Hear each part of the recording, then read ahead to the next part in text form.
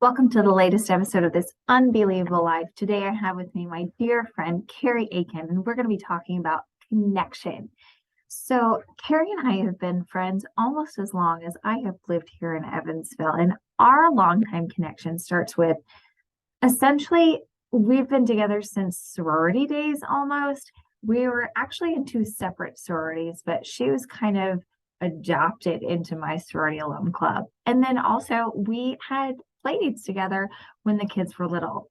So connection has always been a big deal for us. And she's going to tell us a story of how she is building deeper connections with women in our area. And Kari, I'm going to let you take it from here.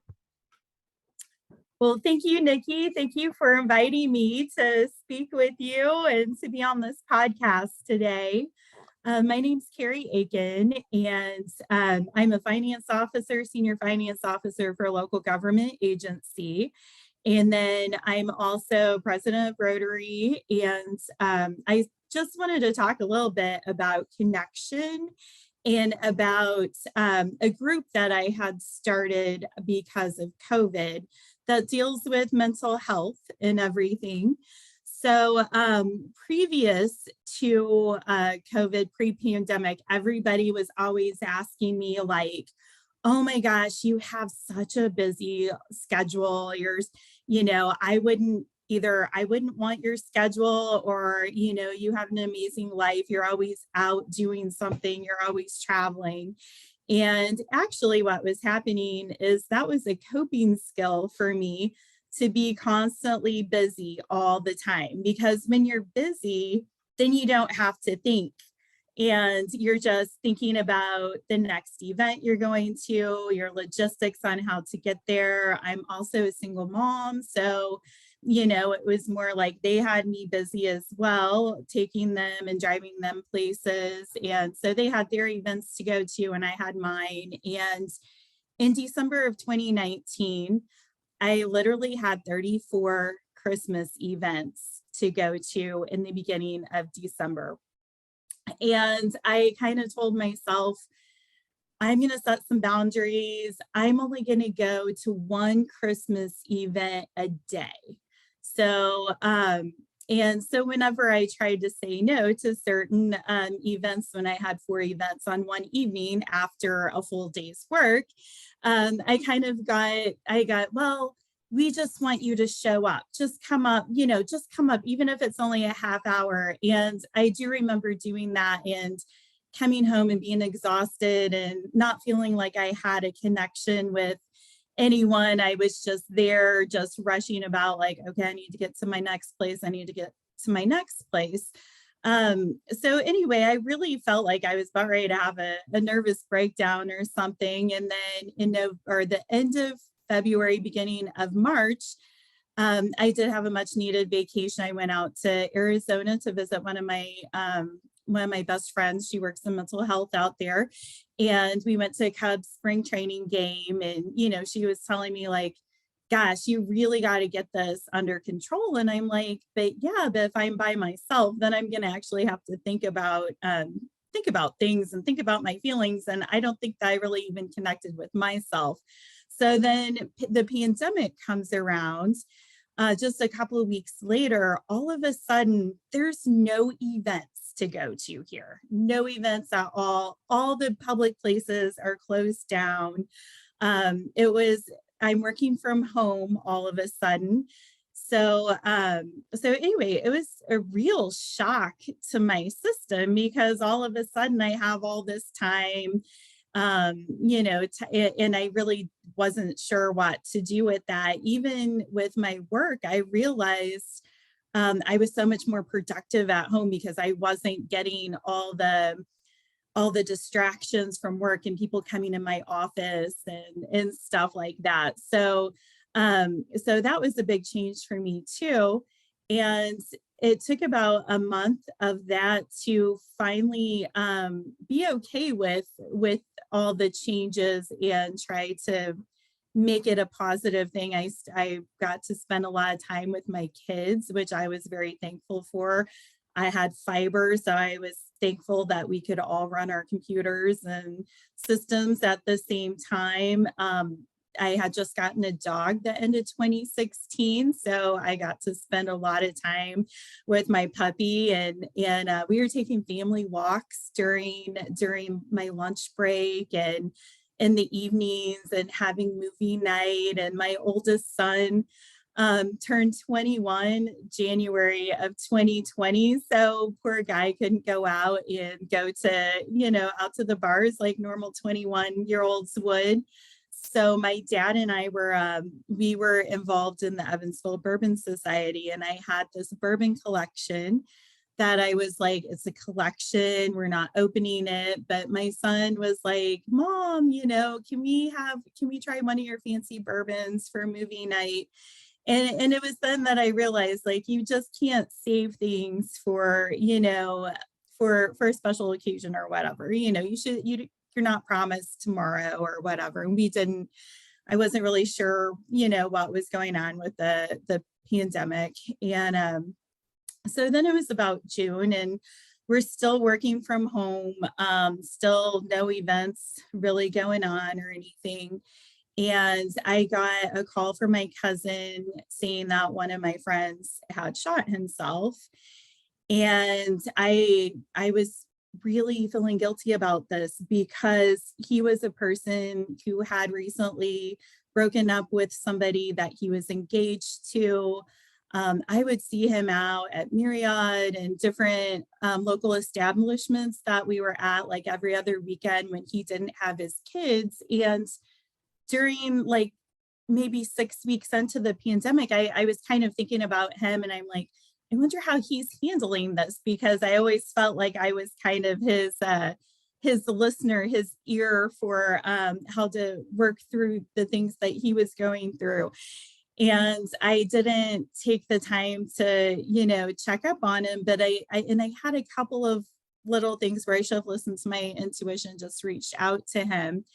So anyway, so that was really, really sad. And then a couple days later, I had another friend who was my age, and he actually died of COVID in the hospital. And then I had two other friends that month that they were more acquaintances, but I had gone to elementary school with them, and they both had taken their lives. And I believe it was more because of social isolation. They also had some PTSD from being in the military, but it was really, really sad to me. And I really, I did a lot of research on mental health. I have most of my life, and I also sit on the international board of mental health for Rotary, for the Rotary Action Group. So I get to listen to a lot of experts, and I was like, this just is not a good thing. This is not good for people to be isolated and not have somebody they can contact. And then there's these fears going around, like, when is this going to be over? Are we going to, there's false news going around on the internet and conspiracy theories and everything. So after that June, it was July, and I was like, I really need to get out, and it was okay to go to outdoor things. So Farm 57, my good friend Stephanie Peckinpah, that I had gone to school with since elementary school, she has the big Farm 57 with the food trucks and live music. And because it was outdoors and it's on a huge space, she was able to have that. And I had ran into a couple of my girlfriends out there. And so on Wednesday nights, we did that for about a month. And then what you saw was a lot of the restaurants started having patio seating outside. So we were talking about, well, we really need to support these local businesses. And that's another thing that it was on my mind when everything shut down, because I was so used to eating out every single day and not making my own food. And then all of a sudden I have to make my own food every day. And, I get one trip to Costco or whatever. And I was worried about the business owners. I was worried about the restaurants, not doing well. So I think it was August 6th was our first kind of official dinner where we sat down. It was my friend Gretchen Ross, who had just moved back to Evansville, my friend Mary Elizabeth, and we went to Amy's on Franklin and sat on their outdoor patio and had dinner. And then Gretchen was like, let's start thinking of all the places that have patios because I really need to be around people. So within a month, we had done that every Thursday. And then by September, the first week of September, we had 6 of us that were joining together.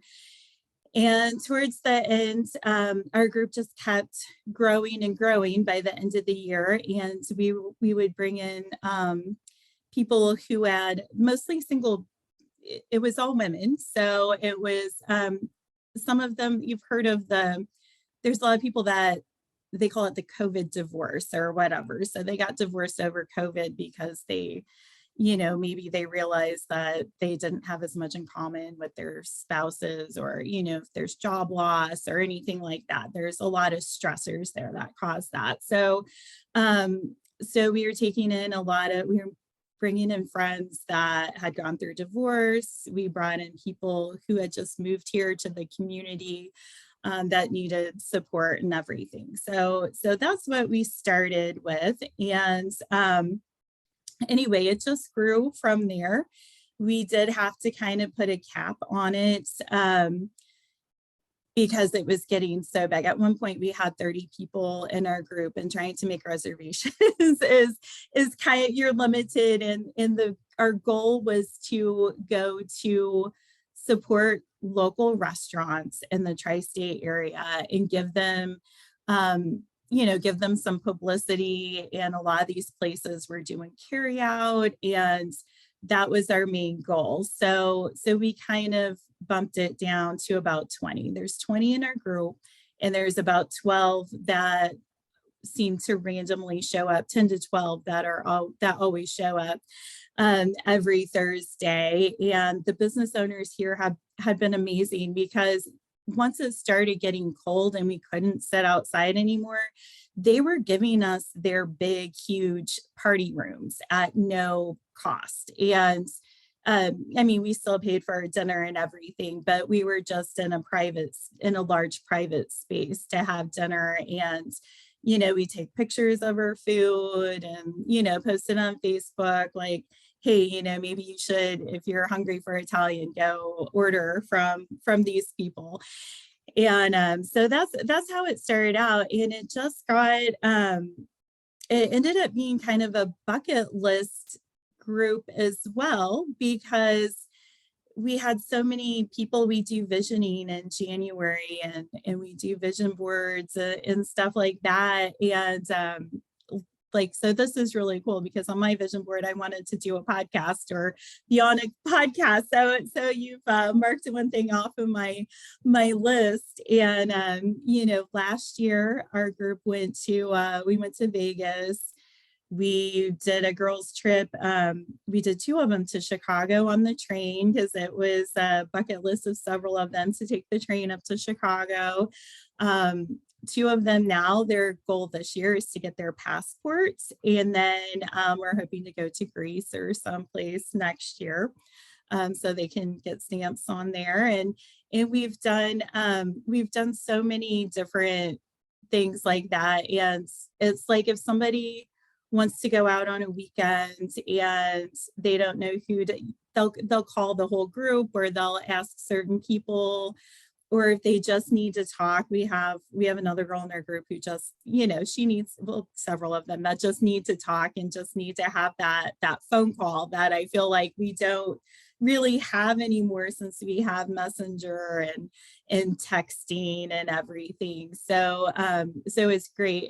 It's really created a nice bond. We celebrate everyone's birthday. So if it's your birthday, you get to pick the restaurant for that week. And just to give you some statistics, when we started, from the time we started until the end of last year, we had visited 118 restaurants. Those are just our Thursday night restaurants. Out of that 118, 87 of them were unique. So we made it to 87 different restaurants here. And we have our list is huge. So we still have so many to try out and everything. And just, I was on the social media today, or I was on, it's called Loneliness in, or Lone, it's the loneliness, root of loneliness.com.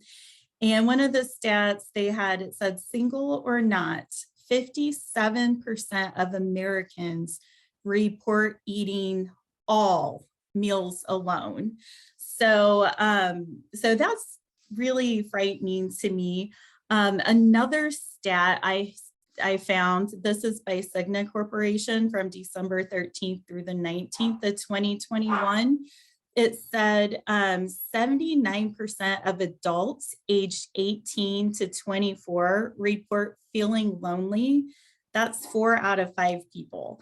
And 41% of seniors aged 66 and older had felt that way. So, so that was interesting to me. And then also I had some other, and it shows that it's very COVID or pandemic focused, because prior to the pandemic, millennials were 24.3% lonely, and Gen Xers, which is what I am, was 16.6%, which we're kind of the independent generation. I feel like we were the ones left at home while our parents worked and stuff. So during COVID, that number of 24.3% jumped to 61.8% for millennials. And for Gen X, it jumped from 16.6% to 53.6%. And then even the boomers increased as well, because they were 15.7% and now it's 50.8%. So so it's just really great to be able to have it's great to have this support system in place for these women. And like I said, Thursday nights, it's only girls. It's only girls, and until 8 p.m. if they want to invite, their boyfriend or whoever, that's fine. That has to be after 8 p.m. or weekends, it's fine too. And I just wanted to read a quote from one of the girls in our group. She said, I would just want to say that having a close friend group that you keep up with consistently, like ours, for example, can definitely boost your state of mental health in a way that increases your confidence and decreases your anxiety on how you are looked at in a social setting. At least it definitely has for me. And I've worked around people all my life in the medical field. So a huge benefit for me. And she said, and I'm fine with using my name, and her name's Diana Cherry. So she's, I always say you get what you put into things. And she's one of our regulars, that she's there at least 75 to 90% of the time for our dinners and in our events. So it's just, we're just trying to make a difference. And the last thing I want to hit on is I did start an Instagram page finally. It's called Blonde Mafia Eats. So it's Blonde Mafia _eats. And right now I have 35 posts on there, and they are from different restaurants in the tri-state area. My goal is that people use it as kind of a visual. So if you're going out to dinner and somebody says, well, where do you want to go out for dinner? And they say, I don't know. Well, go to my page, see what looks good, and see where it's at. Like I said, we've gone to 87 different unique restaurants. So I still have a lot more posting to do. And just to let you know, our photos, 90% of them I have taken, the other 10% the girls have taken. So it's not like we're taking them off of the place's website. This is real. This is how it was presented to us. This is what the atmosphere looks like. And I did it on Insta. setting because I don't want people, I will say we had amazing service at every single restaurant we've gone to. And, I don't want it to be a commentary where people start saying, oh, have anything negative. I just want it to be factual. This is, I hope this looks good. I hope this entices you. You want some loaded fries today? Well, check this out. So that was kind of the last part of my my little talk here on that. So I really encourage everyone that if you don't, make those connections. It's so important to have it in-person supportive network and have somebody, you can call if you need something. So, the mental health is really important. So, yep. And thank you so much, Nikki, for having me on. I know you've been one of my role models for the past 20 years. So I always felt like I'm like, I don't know where she gets all of her time to do all of her stuff. So which is awesome. So Kari, that is absolutely fabulous. And I am so glad that you were able to share that with us. If anyone has any questions about setting up their own women's group, men's group, any group to form those kind of connections, feel free to message me and I will put you in touch with Kari. Kari has certainly led an unbelievable life. And like I've said before, I truly believe in the power of connection. And I am so grateful to have Kari in my life. She is just one of those extraordinary human beings that I am so lucky to have in my life. With that said, thank you guys so much for listening today. And I hope that you guys have a blessed and wonderful rest of the day.